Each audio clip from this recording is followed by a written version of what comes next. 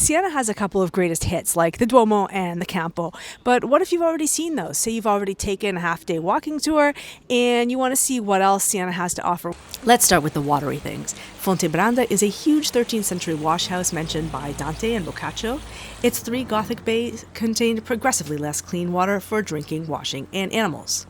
The 14th century Fonte del Casato doesn't look so exciting, but the stories behind it are interesting, to say the least. Its location many meters below the street level made it ideal for suicides, prompting the fountain to be blessed many times and eventually covered, only to be restored in modern days. This funny little fountain on Vicolo de Orbachi is located under a bridge and was built by the Bruco Contrada, which is why there's a big worm, their symbol, at the font.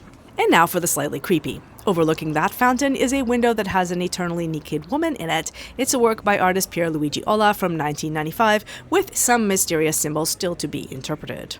One story under the hospital of Santa Maria della Scala is the underground chapel of the Compagnia di Santa Caterina della Notte, with a real skull memento mori and the ropes they used for self-flagellation. The skull of Santa Caterina herself is preserved in the church of San Domenico, having been detached from her body that is buried in Rome. It's encased in silver and is on display in a frescoed chapel.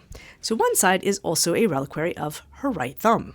In the Pinacoteca that houses Sieni's painting, where there's a great view of the city from above, there's an unusually large collection of portable panel paintings that were used by confraternities in funeral processions. You can barely see the Synagogue of Siena from the outside because it's a ghetto place of worship.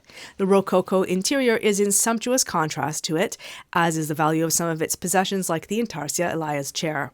The view from the women's gallery is particularly special. The Collegiata Provenzano is a late 16th century church built on the location of a terracotta bust of the Madonna that was credited with numerous miracles. You can see and pray to her here in the church that is tightly connected to Siena's Palio. Finally, 2 weird and wonderful things. Here's something interesting and modern that you're not liable to see on any guidebooks. The workshop of this artist and a plaque commemorating COVID. And this is the smallest shutter in Siena, though I bet it's the smallest in all of Italy, maybe even all of Europe. Come to Siena and see if you can spot it.